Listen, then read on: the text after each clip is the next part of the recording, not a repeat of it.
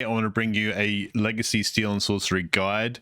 Now, I could go through and show you all the individual pieces of resources and stuff, but that's not necessary because there is this useful tool that we can use. It's this website right here at the top, where you could just Google Legacy Steel and Sorcery map, and it's the top link.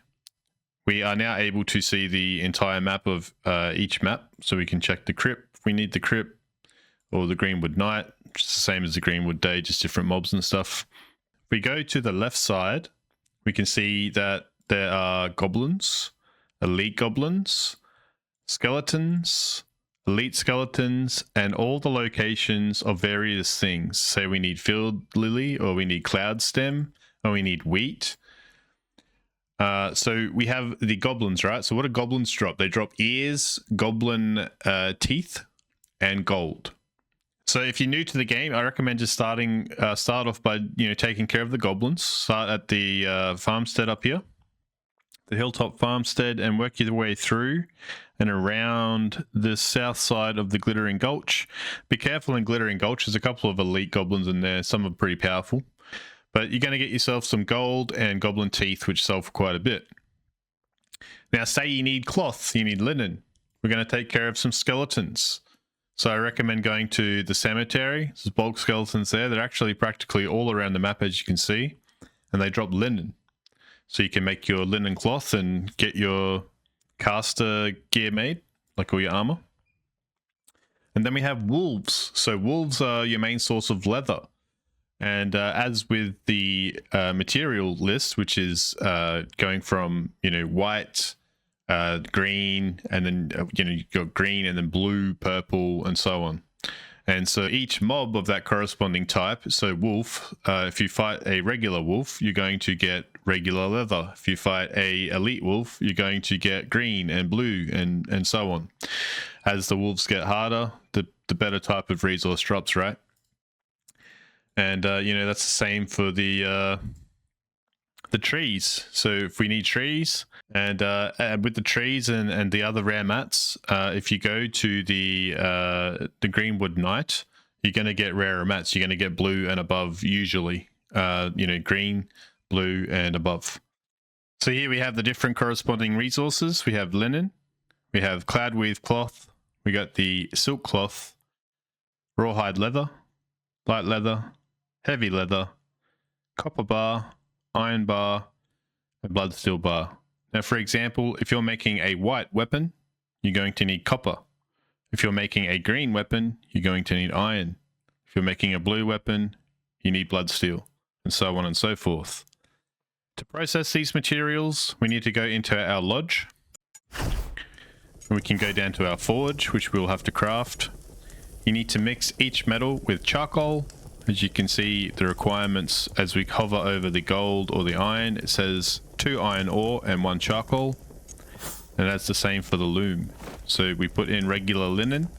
We can hover over and we see that 10 linen scrap from skeletons creates 1 linen cloth.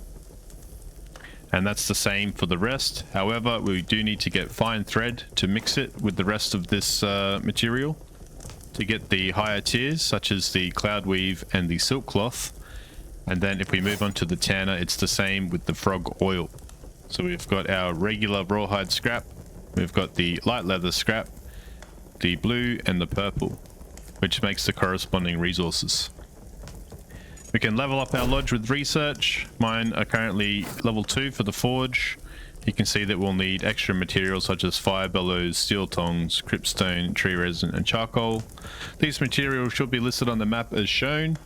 And also, if you go into our goblin, I recommend leveling up your goblin in the city. Go to the treasurer, and he'll open up eventually a barter system where you're able to craft each of these individual pieces, such as iron gears, infernal ledgers, and so on and so forth. You're going to need these requirements to level up your lodge, which brings me to the next part of the video, which is quests. So we're going to go into our quest board, and each day the quests reset. You see here, collect field lilies, and we're going to gain alchemist reputation by 250 points, which is going to increase our city level. You can see here my alchemist is level 4, my armor is level 5, and so on and so forth. Every time you level up your vendor, you're able to unlock and buy better equipment. So sometimes my tailorer will have blue gear in there for gold, and that goes the same for the other vendors inside the city, where they will sell rarer and higher quality materials. So we want to get that reputation as fast as possible. Now the best way to do that is to craft a treasure bag from the tailorer. I'm going to go to the craft menu, and as soon as you can make, you want a treasure hunter pouch. Get the treasure hunter pouch, and then we can start collecting treasure, which will then sell for glint. Glints are a currency that the goblin trader uses. And once we are able to do that, we can then buy what's called a mystery favor. I'll buy 2 now so you can see what they're all about. We open it up. It's going to give a dried carrot leaf, and you can see here, bonus armor reputation. So we're going to sell this to the armorer, and he's going to give us 40 gold and 210 reputation. This is an extremely fast way to level our vendors, and I recommend that you take advantage of that. Having the treasure pouch means that we can come out with at least some treasure. In order to get frog oil and thread, we're going to go to our critter habitat. We're going to put in some glow grub with critter chow, which can be purchased from the city tavern maid. You can see here critter chow is 15 gold each. You buy this, and when we go to our lodge, you just drag it inside it, much like the other materials here. And with the critter chow mixed with a glow grub, we can make fine thread. Now, if we want frog oil, that's the water frog. They're found around various locations, which I'm sure the map is going to show you. They're just on the ground or near water sources usually. But we put a frog in there with some critter chow and we get frog oil, and that's for our leather. Okay, so that's a nice easy way to do that. And also, when we level up our city vendors high enough, you can see that we are able to buy fine thread and frog oil with an infinite stock amount. So I wouldn't worry too much about that. Just get your vendors leveled. And lastly, for basic materials, when we get to the point of getting the wood logs home, you take it to the weaponsmith, go to the craft menu, and then we're able to craft our birch, oak, maple, and iron heartwood. And the last thing you'll probably want to know is how to get ring silver. Ring silver is what's used to craft rings and, you know, the jewelry stuff.